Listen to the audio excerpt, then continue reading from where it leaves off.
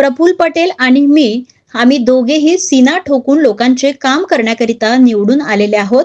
नाना पटोले स्वतःला खूप मोठे नेते समजतात, तरी फक्त 208 मतांनी आणि काही अधिकाऱ्यांच्या बोगस वोटांच्या भरोसे निवडून आले आहेत। त्यामुळे त्यांनी खूप मोठ्या गोष्टी हाकण्याची गरज नाही। 208 मतांनी म्हणजे खूप बहादुरी मारली आणि जनतेचे साथ आहे असं होत नाही। मला असं वाटतं की विधिमंडळात ज्या पद्धतीने ते वागत आहेत, गोंदिया जिल्ह्याच्या बँकेच्या असो किंवा भंडारा जिल्ह्याच्या दूध संघाच्या निवडणुकीत त्यांना पराभवाचा सामना करावा लागत असल्याने त्यांची मानसिक स्थिती बिघडली आहे। की नाना पटोलेजी विधानसभेचे अध्यक्ष होते आणि त्यांना माहीत आहे की विधानसभेला आणि जे विधिमंडळाला येण्याकरता एकच दार आहे आणि एक अपर हाऊस आहे, एक लोअर हाऊस आहे। एकाचं दार वर आहे, एकाचं दार खाली आहे। तर आम्ही वरच्या दारातून आलेलो आहे आणि नाना पटोले खालच्या दारातून आलेले आहे। दुसरं त्यांनी जे म्हटलं की आम्ही मागच्या दारातून आलो आणि ते पुढच्या दारातून आले आहे, तर आम्ही सीना ठोकून आलेलो आहे। कोणाचे हातपाय जोडून खोटं बोलून नाही आलेलं आहे। मी असणार किंवा प्रफुल्ल पटेल जी असणार, आम्ही लोकांचे कामं करण्याकरता आलेलो आहे। लोकांसोबत खोटं बोलून कधीच नाही आलो आहे।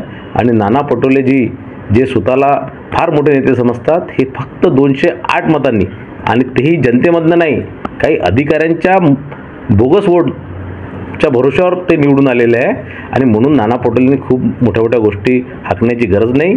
200 मतांनी निवडून येणं म्हणजे खूप काही बहादुरकी मारली आणि खूप जनतेचा यांना साथ आहे याचा हा अर्थ होत नाही।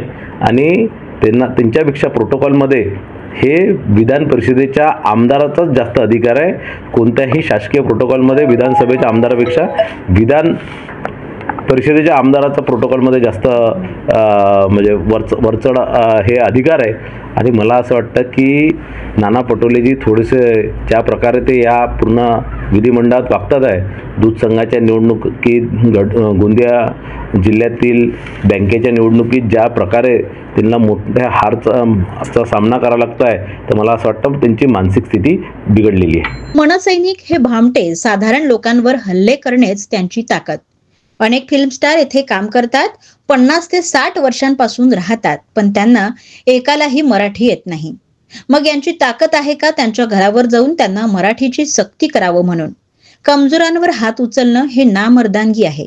मराठा मुद्द्याला घेऊन काही ठिकाणी मारहाणीच्या घटना घडल्या, त्यावर ते बोलत होते। बघा, हे मनसे सैनिक आणि हे सगळे जे आहेत हे फार भामटे आहेत आणि कुठेही या लोकांमध्ये साधारण गरीब लोकांना, साधारण लोकांनाच वर हल्ले करण्याची यांची ताकद आहे। आज मुंबईमध्ये इतक्या वर्षापासून बॉलिवूड काम करत आहे, हिंदी सिनेमामध्ये काम करतात आहे, अनेक फिल्म स्टार इथे काम करतात आहे। शाहरुख खान, सलमान खान, आमिर खान, सैफ अली खान हे लोक 50-50, 60-60 वर्षापासून मुंबईमध्ये राहत आहे। यांना एकालाही मराठी बोलता येत नाही। मग यांच्या घरावर जाऊन यांची ताकद आहे का या लोकांची की यांच्यावर घरावर जाऊन यांना मराठीची सक्ती करावं म्हणून? कमजोरांवरती हात उचलणं आणि कमजोरांवर जोर दाखवणं हे मर्दांगीचं काम आहे। मर्दान जर खरं असले तर या फिल्म ॲक्टरच्या घरी जाऊन त्यांना धमकून दाखवा, त्यांना मराठी सक्ती करून दाखवा। म्हणजे इनडायरेक्टली राज ठाकरेंनी असं म्हटलं की बाळासाहेबांपेक्षा ते देवेंद्र फडणवीसांना जास्त मानतात, असं मला असं वाटतं की त्यांच्या वक्तव्याने असं वाटत होतं की ते स्वर्गीय हिंदू हृदय सम्राट बाळासाहेब ठाकरेंपेक्षा जास्त फडणवीसांचं मानतात।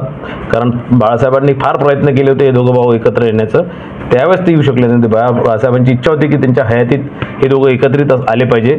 शेवटच्या क्षणी त्यांनी शेवटचे जे त्यांचे दिवस होते त्यात त्यांनी फार प्रयत्न केले होते की दोघं भाऊ एकत्र आले पाहिजे, ते येऊ शकले नाही। आणि निश्चितच ज्या हिशोबाने राज ठाकरेंनी म्हटलं की देवेंद्र फडणवीसजींच्यामुळे ते दोघं एकत्रित आले, तर मला असं वाटतं की यांना फडणवीसांचा जास्त धाक आहे।